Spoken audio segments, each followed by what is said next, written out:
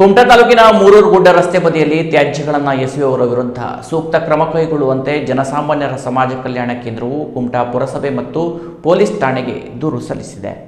ಕುಮಟಾದ ಆಡಳಿತ ಸೌಧದ ಮೇಲಿನ ರಸ್ತೆಯಾದ ಮೂರೂರು ಗುಡ್ಡದ ರಸ್ತೆಯ ಬದಿಯಲ್ಲಿ ತ್ಯಾಜ್ಯ ಎಸೆದು ಹೋಗುತ್ತಿರುವುದರಿಂದ ಆ ಪ್ರದೇಶ ಕಸದ ತೊಟ್ಟಿಯಂತಾಗಿದೆ. ರಸ್ತೆ ಬದಿಯಲ್ಲಿ ಬಿದ್ದಿರುವ ತ್ಯಾಜ್ಯಗಳನ್ನು ಜಾನುವಾರುಗಳು, ಬೀದಿ ನಾಯಿಗಳು ಎಳೆದು ರಸ್ತೆಗೆ ತಂದು ಹಾಕುವುದರಿಂದ ಸಂಚಾರಕ್ಕೂ ತೊಂದರೆಯಾಗಿದೆ.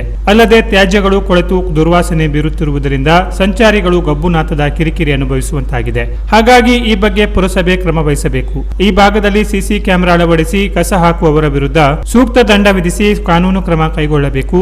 ಬೀಟ್ ಪೊಲೀಸರು ಕೂಡ ಈ ಬಗ್ಗೆ ಗಮನ ಹರಿಸಿ ಕ್ರಮ ಕೈಗೊಳ್ಳಬೇಕು ಎಂದು ಕೇಂದ್ರದವರು ದೂರಿನಲ್ಲಿ ಒತ್ತಾಯಿಸಿದ್ದಾರೆ.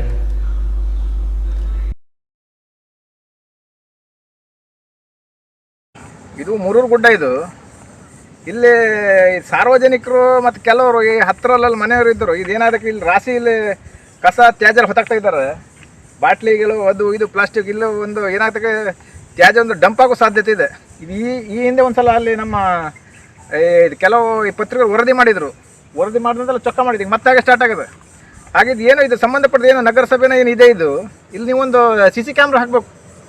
ಯಾಕಂದ್ರೆ ಇದು ಈ ಒಂದು ಸಲ ಪತ್ರಿಕೆ ಬರ್ತದೆ ಮತ್ತೆ ಅದು ಹಾಗೆ ಮಾಡ್ತಾರೆ ಅವರು. CC ಕ್ಯಾಮ್ರಾ ಇದು ಒಂದು ದಂಡ ವಿಧಿಸುವ ಕಾರ್ಯ ಮಾಡಬೇಕು. ಮತ್ತು ಇದು ಏನಾಗಿದೆ ಕೇಳಿದ್ರೆ ಇಲ್ಲಿ ಪೊಲೀಸ್ ಡಿಪಾರ್ಟ್ಮೆಂಟ್ ಒಂದು ಇದು ದೂರು ಕೊಡ್ತೇವೆ ನಾವು. ಯಾಕೆ ಕೇಳಿದ್ರೆ ಇದೇನು ಆಗುವುದಿಲ್ಲ ಹೇಳ್ಕೊಂಡೆ ಮತ್ತೆ ಅದನ್ನೇ ಮಾಡ್ತಾ ಇದ್ದಾರೆ. ಮತ್ತು ಇದು ಏನಾಗಿದೆ ಕೇಳಿದ್ರೆ ಇದು ನೀವು ಕೂಡಲೇ ಇದನ್ನು ಒಂದು ತೆರವು ಮಾಡಬೇಕು ಮತ್ತು ಅಲ್ಲಿ ಒಂದು CC ಕ್ಯಾಮ್ರಾ ವ್ಯವಸ್ಥೆ ಮಾಡಬೇಕು.